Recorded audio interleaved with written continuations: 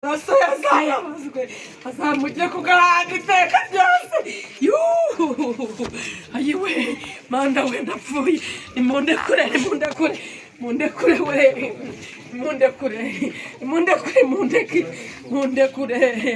imundekure ndabinginze ayiwe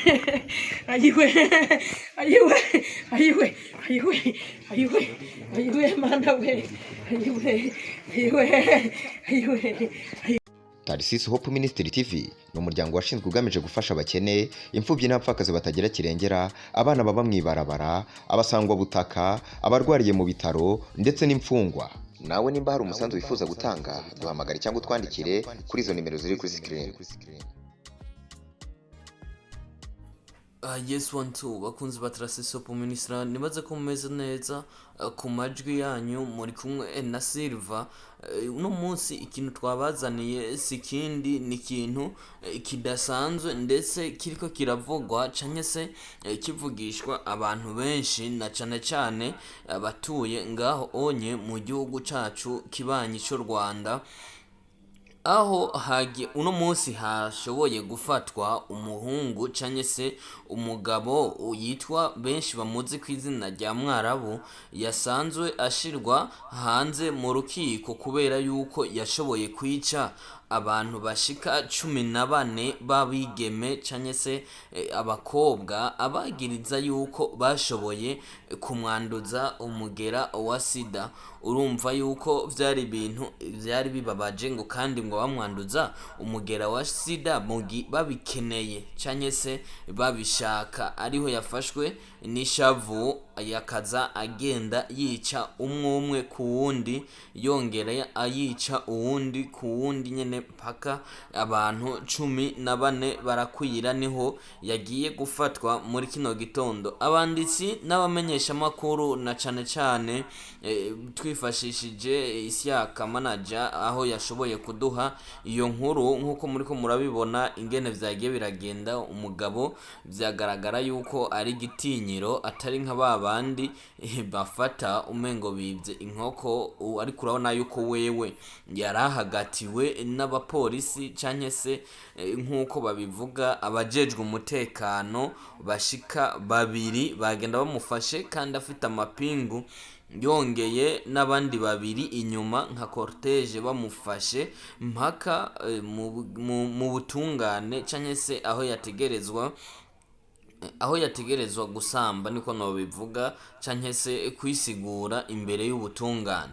Nyuma yaho onye byarangiye bamwurije imodokari, novuga ati sinzi bari bamutwaye, ariko birangiye bamwurije imodokari neza na neza nkuko murabibona. Yaramarira na cyane kuri nyina uyo onye Mwarabu, aho yakararira avuga ati umuhungu wanje agiye gufungwa burundu. Ari nayo mpamvu bavuga ati ese nimba agiye gufungwa burundu abo yishe bobo bimeze gute, kubera yuko urabona ko yishe abantu batari bake, kuko kwica abantu 14 bose abari benshi gose, kuko urumva yuko biba bidameze neza. Ariko nkanje nkavuga ati nifashishije ibinyamakuru na cyane bibanyi byashoboye kuvuga ati Silva, iyi nkuru nawe ushobora kuyishira kubera yuko iri ku mwanya, cavuga ati reka nanje ndayibahereze na cyane yuko nifashishije ikinyamakuru isyaka 250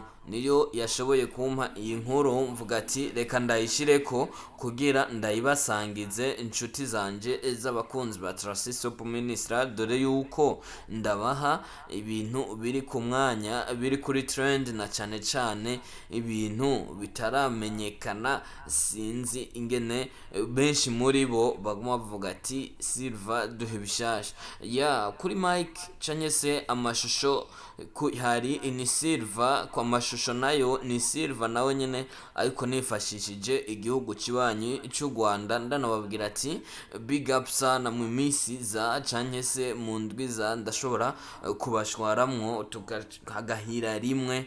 Ciao Kazungu yipfutse mu maso, nguyu kazungu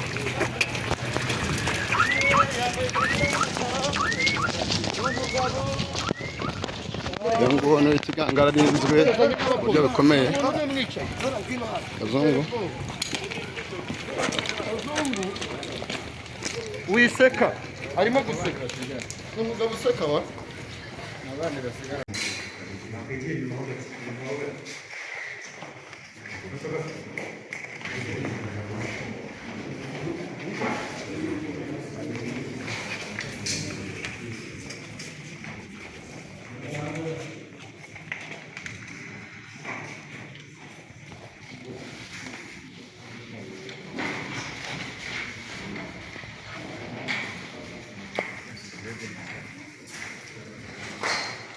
Raso yazayabazwe azamujye kugaranga iteka ryose. Ayiwe manda we ndapfuye. Nimundekure we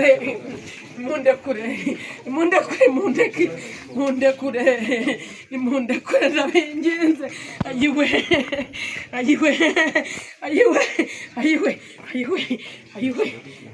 manda we. Tarisisi Hope Ministry TV ni umuryango washinzwe ugamije gufasha abakene, imfubyi n'abapfakazi batagira kirengera, abana baba mwibarabara, abasangwa butaka, abarwariye mu bitaro ndetse n'imfungwa. Nawe nimba hari umusanzu wifuza gutanga, duhamagare cyangwa utwandikire kuri izo nimero ziri kuri screen.